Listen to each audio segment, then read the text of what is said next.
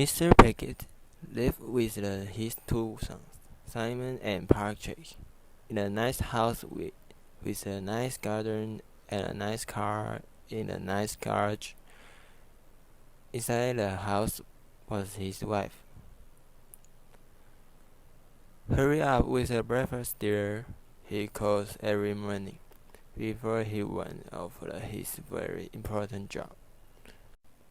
"Hurry up with the breakfast, Mom," Simon and Patrick called before they went off their very important school. After they left the house, Mrs. Pickett washed all the breakfast things, made all the beds, making all the carpets, and then she went to work. "Hurry up with the meal, Mom," the boys called everything when they came home from the very important school. "Hurry up with the meal, girl," Miss Peggy called everything when he came home from a very important job.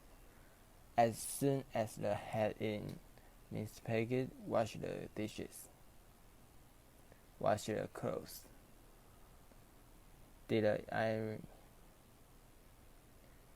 and then she cooked some more. One evening, when the boys got home from school, there was no one to greet them. "Where's Mom?" demanded Mr. Peggy when he got home from work.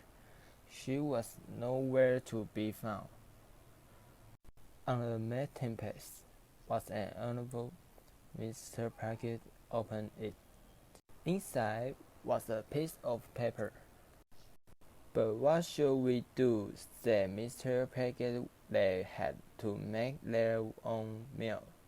It took hours and it was horrible. Next morning, they had to make their own breakfast. It took hours and it was horrible. The next day and the next night and the next after night, Mr. Peggy was still not there.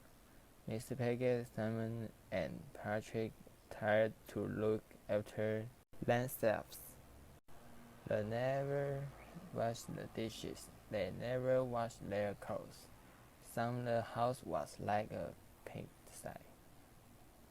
When the mom coming home, she squealed after another horrible meal. "How should I know?" Mr. Peggy grunted. They all become more and more grumpy. One night there was nothing in the house for them to cook. "We'll just have to root around and find some scraps," snored Mr. Piggy. And just then, Mr. Piggy walked in.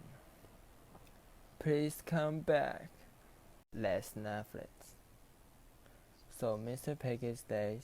Mr. Piggy washed the dishes, and they all helped with the cooking. They actually enjoyed it. Mom was happy too. The end.